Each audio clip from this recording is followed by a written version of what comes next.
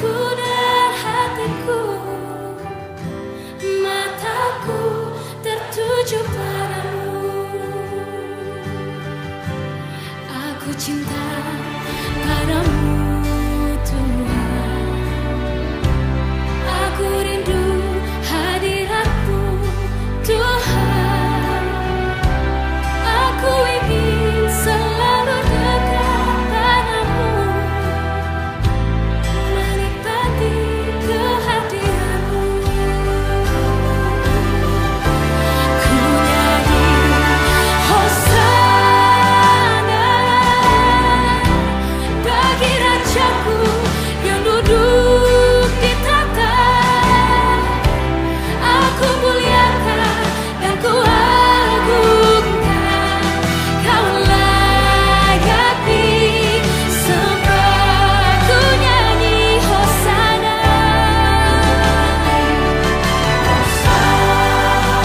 bagi Rajaku yang duduk di tahta. Aku muliakan dan ku agungkan, Kau layak disembah.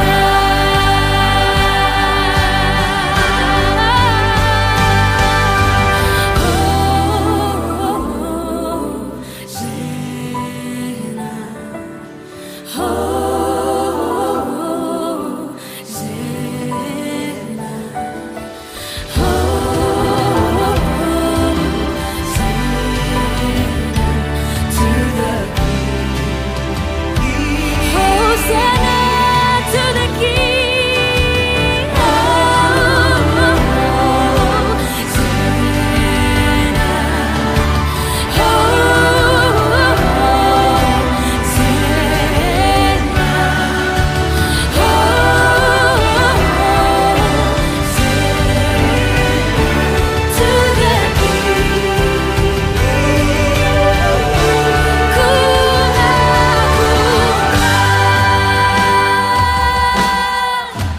Yesus Raja,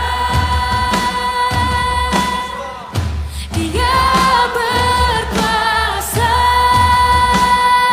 dan layak disembah. Ku agungkan Yesus Raja, Dia berkuasa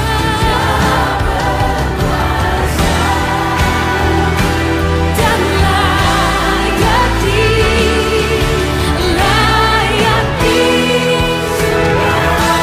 Ku nyanyi Hosana bagi Rajaku yang duduk di tahta. Aku muliakan dan ku agungkan, Kau layak disembah. Ku nyanyi Hosana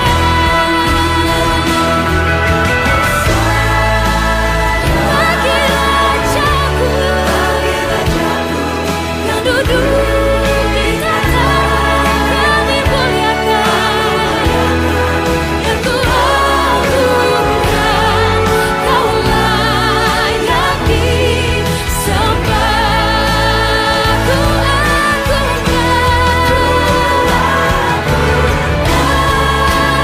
Engkaulah Raja,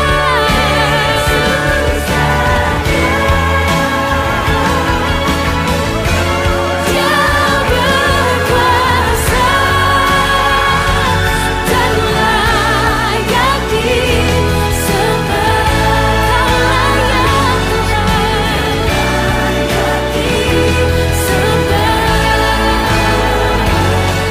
Kau layak disembah. Haleluya. Berikan kemuliaan buat Tuhan Yesus. Haleluya.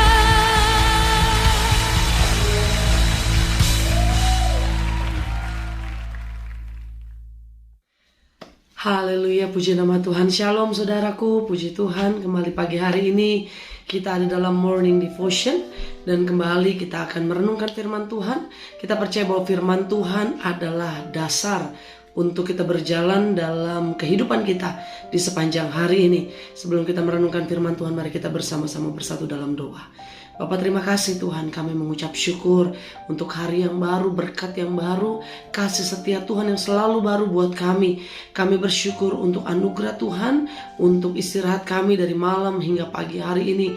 Kami boleh bangun dengan tubuh yang sehat dan kembali Tuhan. Hari ini kami mau memulai hari bersama Tuhan, berjalan dalam rencana Tuhan. Kami buka hati kami dan kami siapkan terima berkat firman Tuhan. Di dalam nama Tuhan Yesus, haleluya, amin. Puji Tuhan. Saudara dikasih Tuhan, hari ini kita akan membaca satu kebenaran firman Tuhan, melanjutkan dari kisah Yesus menampakkan diri. Kalau kemarin kita sudah membaca Yesus menampakkan diri yang pertama kali kepada seorang wanita yang bernama Maria Magdalena, dan selanjutnya Yesus juga menampakkan diri kepada murid-muridnya. Yohanes pasal yang ke-20, Yohanes pasal yang ke-20 ayat yang ke-19 sampai ayat yang ke-23. Demikian firman Tuhan. Ketika hari sudah malam pada hari pertama minggu itu, berkumpullah murid-murid Yesus di suatu tempat dengan pintu-pintu yang terkunci karena mereka takut kepada orang-orang Yahudi. Apa yang terjadi hari itu? Di hari yang sama Yesus bangkit, di hari yang sama Yesus menang dan mengalahkan maut. Yesus menampakkan diri kepada Maria Magdalena. Tapi apa yang terjadi bahwa ketika Yesus menampakkan diri kepada Maria Magdalena, dia menampakkan diri di pagi hari. Kalau kita ingat peristiwa kebangkitan Tuhan kita Yesus Kristus, waktu Maria Magdalena datang ke kubur Yesus, yang dia jumpai adalah kubur itu kosong. Dan betul bahwa batu sudah terguling dari kubur Yesus. Apa yang terjadi? Dia pergi mendapati Petrus dan juga murid yang lain yang dikasih Yesus. Mereka bersama-sama lari menuju kubur itu dan mereka tidak mendapati mayat Yesus ada di sana. Apa yang terjadi? Petrus dan juga murid Yesus lainnya pergi meninggalkan Maria Magdalena. Dan selanjutnya Maria Magdalena menangis di kubur itu, meratapi, siapa yang telah mengambil mayat Tuanku, katanya. Dia masih menyangka bahwa Yesus diambil orang mayatnya. Kemudian datanglah malaikat dan malaikat juga bertanya, kenapa engkau menangis? Siapa yang kau cari? Dan akhirnya Maria juga menyatakan, Tuhanku telah diambil orang. Dan kemarin kita sudah membahas, saat itu juga ada seorang yang datang menghampiri Maria Magdalena, dan Maria berpikir bahwa dia adalah penjaga taman. Waktu orang itu memanggil namanya Maria, baru Maria mengenal siapa yang memanggilnya. Nah, yang kedua, di hari yang sama waktu Yesus menampakkan diri kepada Maria di pagi hari, ternyata malam harinya, ketika hari sudah malam pada hari pertama minggu itu, murid-muridnya berkumpul di suatu tempat, di sebuah tempat dengan keadaan pintu-pintu terkunci. Kenapa pintu harus terkunci? Kenapa mereka harus bersembunyi? Dan apa yang terjadi? Firman Tuhan menyatakan karena mereka takut kepada orang-orang Yahudi. Saudara yang dikasih Tuhan, kita tahu peristiwa ini begitu cepat. Mereka melayani Tuhan, mengikuti Yesus dalam pelayanannya selama 3,5 tahun. Mereka lihat mujizat yang Yesus lakukan. Mereka begitu bersemangat melihat perjalanan pelayanan Yesus, sehingga mereka bangga pada saat itu menjadi murid Yesus. Namun apa yang terjadi waktu Yesus ditangkap, seakan Yesus tidak berdaya sampai akhirnya Yesus mati. Murid-muridnya kembali berpikir, wah, ternyata betulkah dia Mesias? Ada banyak ketakutan yang mereka hadapi, ada banyak kebimbangan, kebingungan, ketakutan yang mereka alami hari-hari itu. Karena mungkin ada banyak pertanyaan yang mereka ingin tanyakan, betulkah ini benar Mesias? Nah, ketika Petrus dan beberapa muridnya melihat bahwa kubur itu kosong, akhirnya mereka saling berkumpul, mereka saling berbincang satu dengan yang lain. Mereka berkata, mungkin mereka saat itu diskusi, betul nggak nih Yesus bangkit? Dan apa yang terjadi waktu pintu-pintu itu terkunci? Pada waktu itu, dalam keadaan pintu terkunci, datanglah Yesus dan berdiri di tengah-tengah mereka dan berkata, Yesus saat itu sudah berubah tubuhnya menjadi tubuh kemuliaan, sehingga dia bisa menembus ruang, dia bisa menembus waktu. Ketika pintu terkunci, Yesus bisa hadir. Pada saat itu apa yang dikatakan Yesus ketika berjumpa dengan murid-muridnya? Damai sejahtera bagi kamu. Yesus selalu hadir membawa damai sejahtera buat setiap kita. Selanjutnya saudaraku, dan sesudah berkata demikian, ia menunjukkan tangannya dan lambungnya kepada mereka. Yesus langsung memperkenalkan diri. Dia gak perlu bilang bahwa saya Yesus, tapi dia memperkenalkan diri dengan tanda yang bisa dikenali oleh murid-muridnya, yaitu apa? Tangannya yang bekas lubang paku dan juga lambungnya kepada murid-muridnya. Dan apa yang terjadi? Ketika murid-muridnya, di ayat yang pertama, ayat yang ke-19 dikatakan bahwa murid-muridnya itu sangat ketakutan. Murid-muridnya itu takut kepada orang-orang Yahudi. Mungkin orang-orang Yahudi mencari orang terdekat Yesus, karena orang Yahudi sudah tahu bahwa Yesus tidak ada di kubur itu. Mereka takut, mereka bersembunyi, mereka takut dicari. Jangan-jangan Yesus tidak bangkit, tetapi kalian curi. Mungkin ada banyak ketakutan-ketakutan yang hari ini saudara hadapi. Takut akan masa depan kita, takut akan keluarga kita, bagaimana kehidupan saya, takut akan pekerjaan, takut akan usaha, dan segala hal yang mungkin sedang kita hadapi hari-hari ini. Tapi Yesus datang membawa damai sejahtera buat kita semua. Dan akhirnya ketika Yesus sedang memberikan petunjuk bahwa Dia adalah Yesus yang telah terpaku di atas kayu salib, dan lambung yang sudah berlubang, saudaraku. Akhirnya ketika murid-murid itu melihat apa yang dikatakan firman Tuhan, murid-murid itu bersuka cita ketika mereka melihat Tuhan. Saudara yang dikasihi Tuhan, hari ini Yesus hadir di tengah-tengah kehidupan kita, di tengah-tengah rumah tangga kita, di tengah-tengah usaha pekerjaan kita, di tengah-tengah pelayanan kita. Yesus hadir, dan kehadirannya selalu membawa damai dan sukacita. Saudara, murid-murid itu bersukacita ketika mereka melihat Tuhan. Maka kata Yesus sekali lagi, damai sejahtera bagi kamu. Sama seperti Bapa mengutus aku, demikian juga sekarang aku mengutus kamu. Dan sesudah berkata demikian, ia mengembusi mereka dan berkata, terimalah Roh Kudus. Jikalau kamu mengampuni dosa orang, dosanya diampuni. Dan jikalau kamu menyatakan dosa orang, tetap ada, dosanya tetap ada. Saudara yang dikasihi Tuhan, damai sejahtera bagi kita semua. Hari ini jangan pernah kita mengeluh mengawali hari ini. Mungkin saudara bangun, ada banyak hal yang saudara pikirkan, ada banyak hal yang saudara akan hadapi sepanjang hari ini.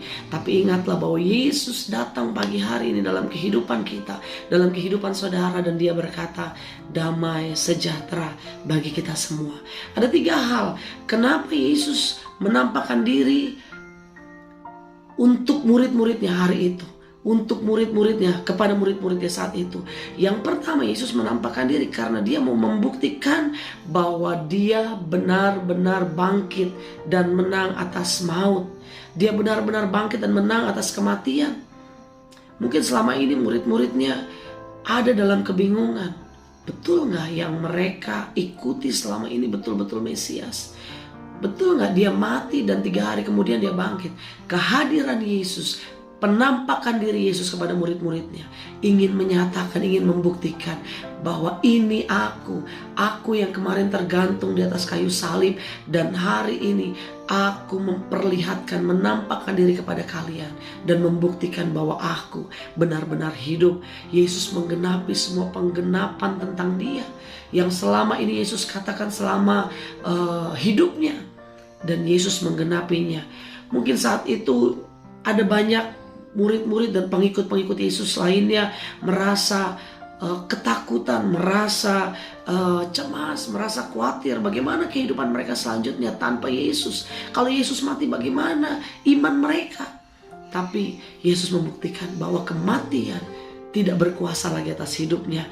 Dan saudara yang dikasihi Tuhan, yang kedua, tujuannya Yesus apa menampakkan diri kepada murid-muridnya? Yesus ingin mengingatkan kepada murid-muridnya bahwa ada tugas yang harus dikerjakan oleh murid-muridnya. Ingat, sebelum Yesus pergi naik ke surga, Matius 28 ayat yang ke-19 dikatakan apa? Pergilah, jadikanlah semua bangsa muridku. Ada tugas yang Yesus sampaikan, Yesus ingatkan kepada murid-muridnya. Yesus menyatakan, hari ini tugasmu akan segera dimulai. Engkau belum selesai dalam pekerjaan tugas pelayananmu. Ada tugas besar yang harus kalian lakukan, yaitu apa? Pergilah, jadikanlah semua bangsa muridku. Ajarlah mereka melakukan segala sesuatu yang telah kuperintahkan kepadamu. Ajarlah orang-orang yang kau temui apa yang selama ini engkau lihat dari pelayananku. Begitu perintah Yesus. Yesus mau mengingatkan kepada murid-muridnya, ada tugas besar yang harus dilakukan dan dikerjakan setelah Yesus naik ke surga. Saudara yang kasih Tuhan, hari ini Tuhan berkata buat kita, ada tugas buat kita. Tugas kita jadi berkat buat banyak orang. Jadi berkat buat suamimu atau istrimu. Jadi berkat buat anak-anakmu. Jadi berkat buat rekan-rekan pekerjaanmu. Dimanapun engkau Tuhan tempatkan, kehidupan kita boleh menghasilkan buah. Dan orang boleh melihat kita ada Kristus dalam kehidupan kita. Yang ketiga, tujuan apa Yesus menampakkan diri kepada murid-muridnya? Yesus ingin menyatakan kepada para murid-muridnya untuk tetap setia. Yesus tahu di depan akan ada banyak tantangan yang akan murid-muridnya hadapi. Di depan jalan tidak semakin mulus. Di depan jalan semakin sulit menghadang mereka. Pelayanan mereka tidak akan lebih mudah dari sebelumnya. Tapi akan ada banyak tantangan, ada banyak halangan, ada banyak rintangan yang harus mereka hadapi. Tetapi ingat bahwa mereka harus tetap setia. Kenapa Yesus mau tetap setia? Yesus tidak hanya memberi perintah tetap setia ya, tetap setia, tetap setia. Tapi Yesus juga menjamin bahwa Yesus menyertai semua murid-muridnya, termasuk saudara dan saya.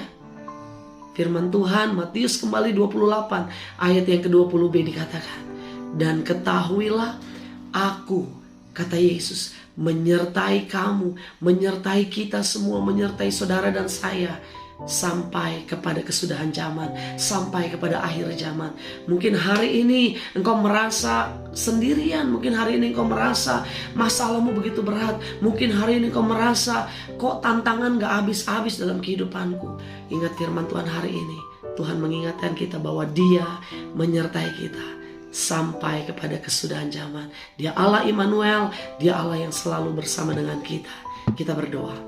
Bapak, terima kasih Tuhan, hari ini kami diingatkan Tuhan untuk kami tetap ada dalam rencana Tuhan. Terima kasih Bapak yang baik, terima kasih Tuhan, kami sudah dengar firman Tuhan, kami sudah menerima berkat rohani pagi hari ini. Kami mau berjalan dalam janji Tuhan, kami mau berjalan dalam rencana Tuhan. Dan Tuhan ingatkan kami Bapak bahwa Paskah adalah perayaan kemenangan, bahwa maut tidak berkuasa lagi atas hidup kami, dosa tidak berkuasa lagi atas hidup kami. Dan biarlah kami senantiasa boleh menjadi saksi Kristus, kami boleh menjadi berkat, hidup kami menjadi berkat dimanapun kami berada. Dan Tuhan ingatkan kami dimanapun kami berada, kami tetap setia. Apapun yang kami hadapi, kami tetap setia iring Tuhan, karena kami tahu Engkau Allah Immanuel, Allah yang menyertai kami. Terima kasih Tuhan, berkati setiap anak-anak-Mu dalam pekerjaan, pelayanan, keluarga, rumah tangga, kesehatan kami, semuanya ada dalam berkat Tuhan. Kami sambut hari ini bersama dengan Tuhan, di dalam nama Yesus kami berdoa. Haleluya. Amin. Selamat menyambut hari bersama Tuhan. Tuhan Yesus memberkati.